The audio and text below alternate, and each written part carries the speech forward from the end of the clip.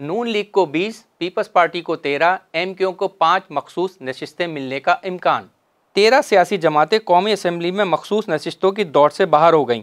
नून league को 20, PP को 13, MQM को 5 मखसूस नशिस्तें मिलने का इम्कान है, जबकि PTI की 27 मखसूस नशिस्तों का मुस्तकबिल इलेक्शन कमीशन के हाथ में है। न्यूज़ के मुताबिक मखसूस नशिस्तों की दौड़ से बाहर हुई 13 जमातों में जमात इस्लामी, JUIF, तहरीक लब्बैक, ANP, IPP, मुस्लिम लीग ज़िया, पख्तूनख्वा मिली अवामी पार्टी, ग्रैंड डेमोक्रेटिक अलायंस शामिल हैं। मुस्लिम लीग काफ को भी मखसूस नशिस्तों के हसूल में मुश्किलात दरपेश हैं। इस तरह PTI पार्लियामेंटेशन के अरमान भी पानी फिर गया। मरकज़ी मुस्लिम लीग, नेशनल पार्टी बलोचिस्तान, अवामी पार्टी बलोचिस्तान नेशनल पार्टी भी मतलूबा नताइज हासिल ना कर सकी।